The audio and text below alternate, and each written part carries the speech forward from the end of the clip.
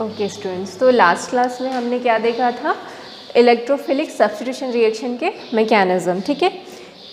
तो क्लियर है वो आप लोगों को।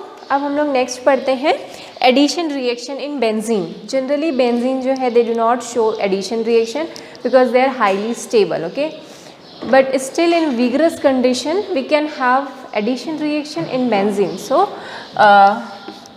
Right the topic addition reaction. So for addition reaction we need very high temperature and pressure, then only the benzene will show the addition reaction, ठीक। So बहुत ही high temperature और pressure में बेंजीन का अगर हम हाइड्रोजनेशन कराएं in the presence of nickel, और इसमें क्या होगा, high temperature और high pressure, तभी ये रिएक्शन पॉसिबल है। सो बेंजीन का हाइड्रोजनेशन कराएंगे तो क्या होगा, सारे सिंगल बॉन्ड ब्रेक हो जाएंगे और वहाँ पर क्या हो जाएगा, हाइड्रोजन आ जाएगा। सो ये किस में कन्वर्ट हो जाएगा, साइक्लोहेक्सेन में, ठीक। So this is an example of addition reaction कि बेंजीन किस में कन्वर्ट हो गया, साइक्लोहेक्सेन में, बट ये नॉर्मल कंडीशन में पॉसिबल नहीं है, only in vigorous condition benzene shows the addition reaction. ये इंपॉर्टेंट है, ठीक है। 3H2O आएगा। नेक्स्ट जो एडिशन रिएक्शन वो शो करता है क्लोरीन के साथ, ओके, पर इसमें हमको यूवी लाइट का प्रेजेंस जरूरी है।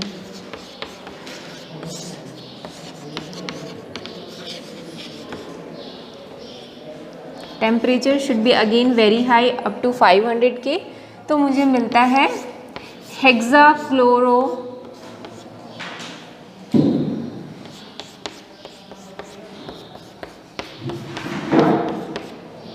हेक्साक्लोरोसाइक्लोहेक्सेन या बेंजीन हेक्साक्लोराइड भी बोलते हैं इसको, BHC।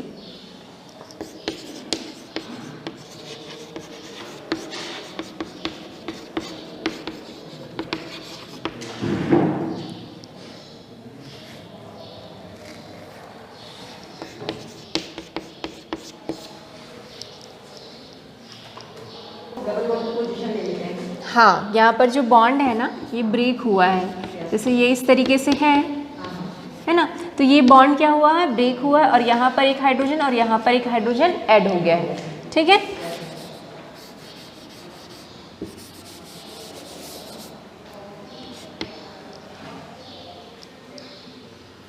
सो ये इसलिए एडिशन है, यहाँ पर कोई सब्स्टिट्यूट नहीं हो रहा है, यहाँ पर ऐड हो रहा है, okay.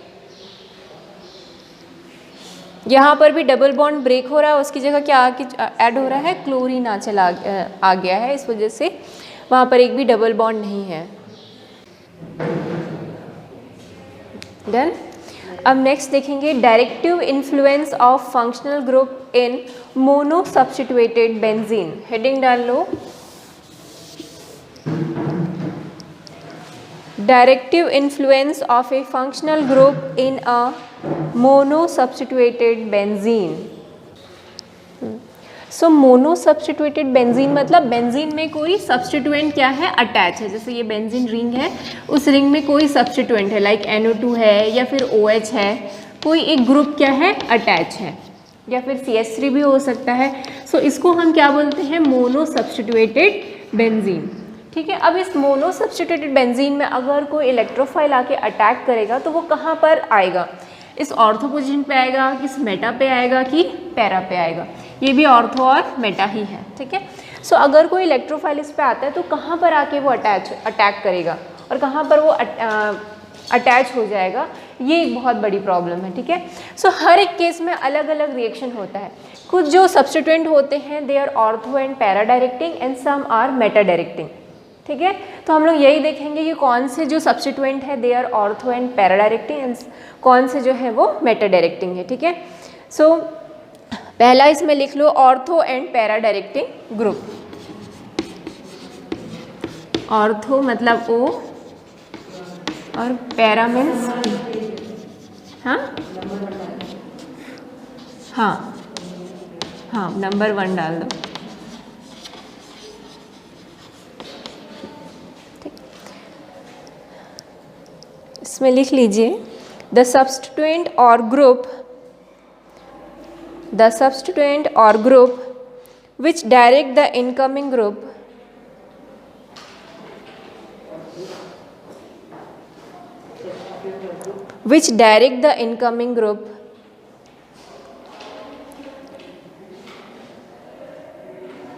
to ortho and para positions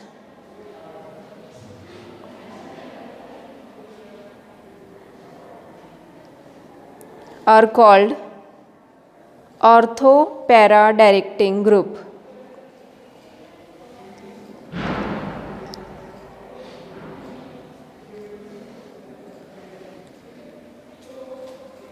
For example,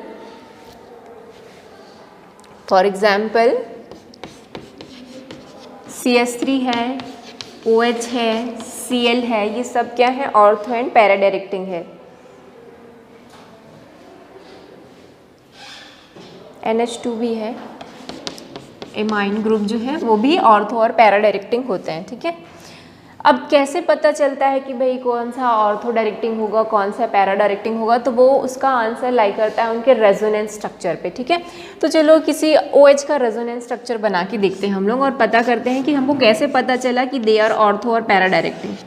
इसका मतलब क्या है? अगर कोई OH हमारे पास एक फिनॉल है, अगर उस पर हम इसका रिएक्शन कराते हैं कॉन्सेंट्रेटेड HNO3 से in the presence of concentrated H2SO4, तो नाइट्रो ग्रुप आके इसमें ऐड होगा, है ना। पर ऐड कहाँ पर होगा? क्योंकि OH इज़ अ ऑर्थो और पैरा डायरेक्टिंग, सो हमारा जो कंपाउंड बनेगा वो क्या बनेगा? OH तो रहेगा ही, एक NO2 जो है ऑर्थो में जाके हो जाएगा ऐड, और दूसरा कंपाउंड हमको मिलेगा जो क्या होगा? पैरा डायरेक्टिंग होगा। तो इस तरीके से मुझे दो कंपाउंड मिलेंगे, ठीक है। एक जो है NO2 ऑर्थो में जाके अटैच हो जाएगा और दूसरा पैरा में जाके। तो that's why they are called ortho and para directing, कि वो कहाँ पर जाके अटैच होंगे? NO2 ऑर्थो और पैरा पोजीशन पे। और हाँ ये वाला रिएक्शन लिख लो, फिर इसके मैकेनिज्म में जाएंगे हम लोग। तो इसका नाम क्या हो जाएगा? This is ortho nitrophenol and this one is para nitrophenol, ठीक है। OH मतलब क्या होता है? फिनॉल। अगर बेंजीन रिंग में आपको OH दिखे तो it is phenol. This is ortho nitrophenol, this one is para nitrophenol. लिख लीजिए, प्रोडक्ट के नाम लिख लो। तो हमको दोनों टाइप के प्रोडक्ट मिलेंगे, एक मेजर प्रोडक्ट होता है और एक माइनर प्रोडक्ट होता है, ठीक है। तो जनरली जो पैरा होते हैं वो मेजर होते हैं और ये जो ऑर्थो वाले होते हैं दे आर माइनर प्रोडक्ट। क्यों? क्योंकि देखो यहाँ पर भी OH है, ये NO2 है, इनके बीच क्या होता है? रिपल्शन होता है। उस रिपल्शन की वजह से यहाँ पर क्या होगा? किसमें? ओके, नोट डाउन कर लिया। तो चलो इसके रेजोनेंस स्ट्रक्चर को देखते हैं हम लोग। सो लिख लो, explanation of directive influence of ortho para directing group. Explanation of directive influence of ortho para directing groups. So ये प्लस आर इफेक्ट की वजह से होता है। प्लस आर इफेक्ट हम ऑलरेडी पढ़ चुके हैं जब हमने रेजोनेंस पढ़ा था। प्लस आर इफेक्ट मतलब अगर कोई बेंजीन रिंग से डायरेक्टली अटैच हमारे पास कोई एटम है और उस एटम में क्या है? लोन पेयर्स हैं, तो वो लोन पेयर्स वो क्या किसकी तरफ फेंक देता है? इस रिंग की तरफ फेंक देता है, ठीक है। क्या बोल रहे हैं? फिर से सुन लो। बेंजीन रिंग में अगर कोई एटम अटैच है और उस पर लोन पेयर्स हैं, सो वो किसकी तरफ उस लोन पेयर्स को फेंक देता है? उस रिंग की तरफ, ठीक है। सो यहाँ पर डबल बॉन्ड आ जाएगा। तो यहाँ पर इस कार्बन पे क्या आ गया? डबल बॉन्ड आ गया। सो देखो इस कार्बन की 5 वैलेंसी हो जाएगी, तो उस वैलेंसी को कम करने के लिए ये इलेक्ट्रॉन कहाँ मूव करते हैं? इस वाले कार्बन पे, ठीक है। तो ये हम पहले भी बना चुके हैं स्ट्रक्चर। तो यहाँ पर क्या आ जाएगा? डबल बॉन्ड, और इस O पे क्या आ जाएगा? पॉजिटिव चार्ज, और इस वाले कार्बन पे क्या आ जाएगा? नेगेटिव, ठीक है। उसके बाद फिर इस तरीके से ये जो इलेक्ट्रॉन्स हैं ये पूरे रिंग में इस तरीके से सर्कुलेट होंगे। बनाने आता है ना ये? तो ये डबल बॉन्ड, यहाँ पर नेगेटिव चार्ज, और ये है ना, फिर ये इलेक्ट्रॉन यहाँ मूव करेगा और ये यहाँ।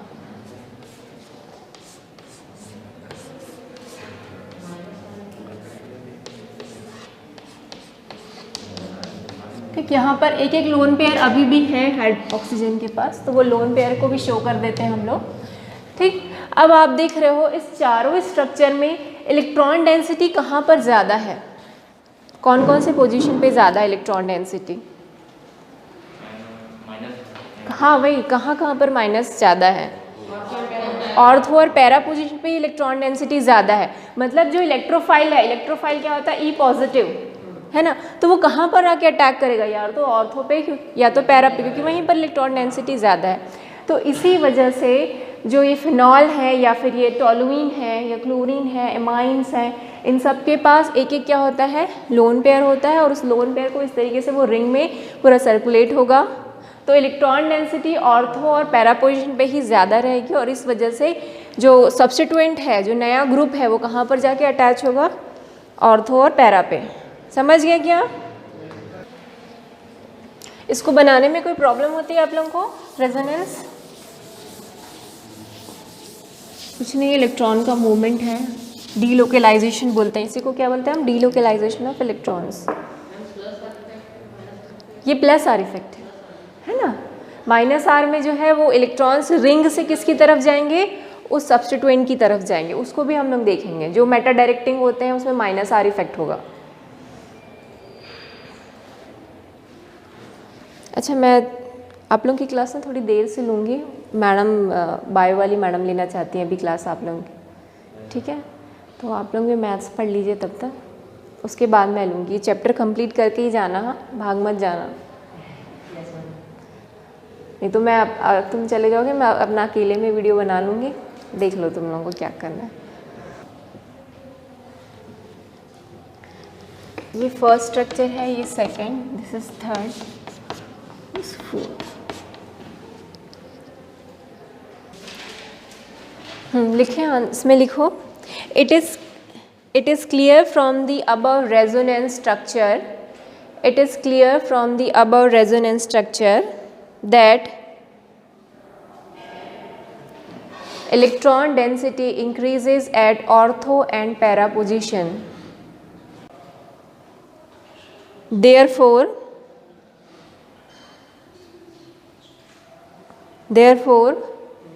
the electrophile will attack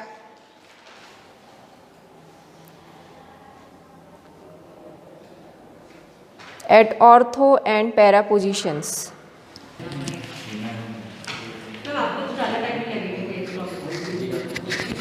चलो लिख लें, मेटा डायरेक्टिंग कर लें। लिख लो मेटा डायरेक्टिंग ग्रुप लिख लो। Meta directing group, the substituent और group meta directing groups. Same जो डेफिनेशन उसमें लिखे थे ना, वही लिखना है, बस उसमें क्या लिखना है? मेटा डायरेक्टिंग, है ना। द सब्स्टिट्यूएंट और group which direct the incoming group to the meta positions are called meta directing group. तो जो डेफिनेशन वहाँ लिखे थे ऑर्थो और पैरा की जगह आपको क्या लिख देना है? मेटा पोजिशन और मेटा डायरेक्टिंग ग्रुप लिख देना है, ठीक है। सो इसका सीधा एक्सप्लेनेशन मैं आपको बता देती हूँ। सो ये नाइट्रो है ना, नाइट्रो में अगर कोई इलेक्ट्रोफाइल अटैक करेगा तो वो कहाँ पर जाके अटैच होगा? मेटा पोजीशन पे। जैसे कि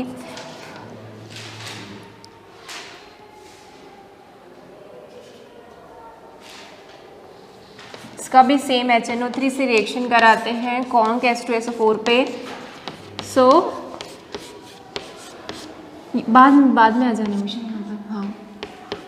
तो नाइट्रो कहाँ पर जाके अटैच होगा? मेटा पोजीशन पे।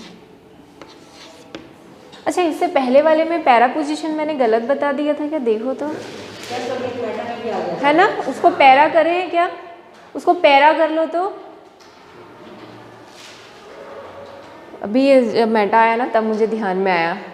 इससे पहले वाला जो रिएक्शन लिखवाया था ना मैंने तुमको, ये वाला OH वाला, ठीक है ना, उसमें एक जो होगा OH, एक जो होगा ऑर्थो पोजीशन पे होगा इस तरीके से NO2, और दूसरा कहाँ होगा? पैरा पोजीशन पे NO2 होगा, ठीक है। तो इसको थोड़ा करेक्शन कर लो आप लोग। ये वाला जो रिएक्शन लिखवाया था ना, उसमें मेटा में नाइट्रो ऐड करवा दिया था, उसको पैरा में कर लो। कर लिए क्या? ओके। तो यहाँ पर जैसे कि एक NO2 ग्रुप है, इसका अगर हम नाइट्रेशन कराएं तो जो NO2 ग्रुप है वो कहाँ पर जाके अटैच होगा?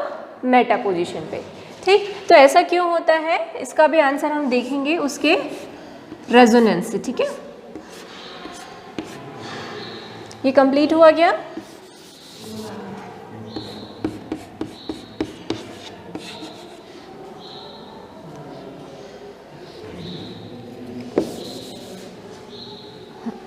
सो देखो यहाँ पर जो नाइट्रोजन है ना, इसके पास एक भी लोन पेयर नहीं है।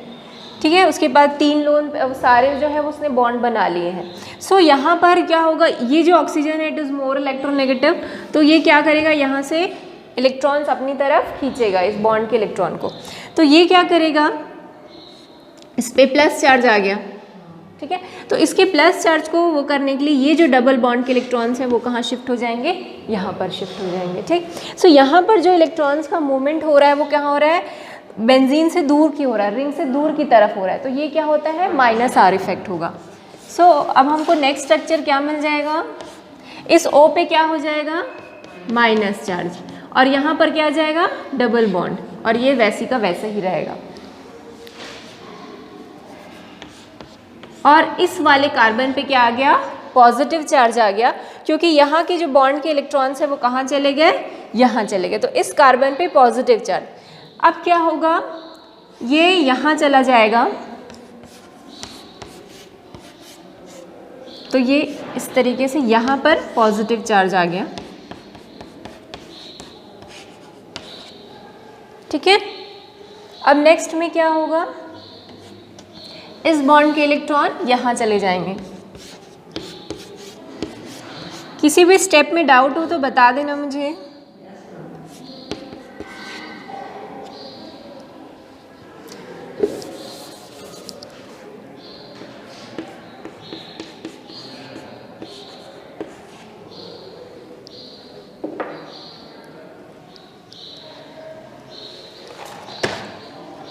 एक बार सुन लो, उसके बाद आप लोग इसको बनाते रहना।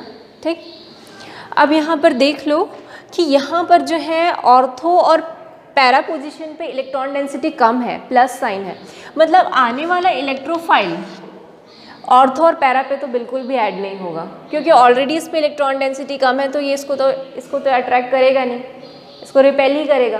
तो इलेक्ट्रॉन डेंसिटी कहाँ पर ज़्यादा है, मेटा पोजीशन पे। सो जो इलेक्ट्रोफाइल आएगा वो कहाँ पर जाके अटैक करेगा, मेटा पोजीशन पे। तो इसलिए कुछ जो ग्रुप्स हैं वो मेटा डायरेक्टिंग होते हैं। क्यों, क्योंकि उनके ऑर्थो और पैरा पे इलेक्ट्रॉन डेंसिटी कम होती है बिकॉज ऑफ द रेजोनेंस। तो मेटा पे थोड़ा कंपैरेटिवली इलेक्ट्रॉन डेंसिटी ज़्यादा होती है, इस वजह से इलेक्ट्रोफाइल कहाँ अटैक करता है, यहाँ पर। ठीक है, तो इसको थोड़ा वर्डिंग्स में लिख लो, फिर इसको बाद में लिखते रहना आप लोग। Electron density is comparatively more at Meta position. Electron density is comparatively more at meta position than at ortho and para positions. Therefore,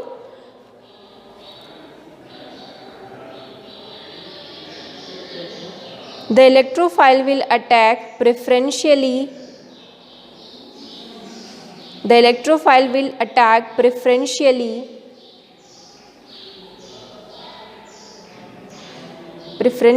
at meta position. ठीक है, तो जितने भी हमने देखा था सब्स्टिट्यूएंट जिसमें माइनस आर इफेक्ट होता है दे आर मेटा डायरेक्टिंग, और जिसमें भी प्लस आर इफेक्ट होता है they are ortho and para directing. ठीक, एक लास्ट टॉपिक छोटा सा है, उसको मैं जल्दी से एक्सप्लेन कर देती हूँ। This one, carcinogenicity and toxicity. ठीक है, कार्सिनोजेनेसिटी एंड टॉक्सिसिटी, इसमें क्या होता है कि अगर मेरे पास 2 से ज़्यादा बेंजीन है, फ्यूज्ड है, ठीक है, जैसे इस तरीके से आपकी बुक में जो डायग्राम दिया हुआ है,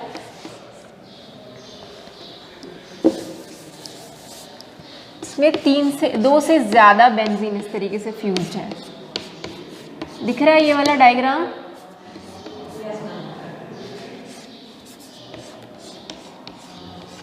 ठीक है ना, इस तरीके से दिख रहा है। तो ऐसा कोई कंपाउंड जिसमें 2 से ज़्यादा बेंजीन होते हैं तो वो क्या होता है, कार्सिनोजेनिक होता है। ओके, तो कार्सिनोजेनिक मीन्स क्या होता है, कैंसर कॉजिंग। ठीक है। कार्सिनोजेनिक मीन्स क्या होता है, कैंसर कॉजिंग जो हाइड्रोकार्बन्स हैं उनको बोलते हैं। तो अगर दो से ज़्यादा अगर बेंजीन रिंग फ्यूज्ड हैं आपस में तो वो compounds is not good for our health, वो बहुत ही हमारे हेल्थ पे अच्छे इफेक्ट नहीं डालते हैं, वो कार्सिजन होते हैं क्योंकि उससे कैंसर होता है, ठीक है। तो ये कहाँ से निकलते हैं, जो टबैकोज होते हैं, कोल या पेट्रोलियम, उसका अगर इनकम्प्लीट कंबशन होता है तो वहाँ से ये सब हाइड्रोकार्बन्स निकलते हैं which are not good for our health, ठीक। तो ये जितने भी कंपाउंड देख रहे हैं आप लोग एग्जाम्पल में, है ना, ग्रीन वाले बॉक्स में, उसमें सबसे में 2 से ज़्यादा बेंजीन रिंग है, so they are not good for our health, ठीक। समझ में आ गया ये टॉपिक। तो अब आगे हम लोग पढ़ेंगे थर्मोडायनेमिक्स मंडे से, ओके, थैंक यू।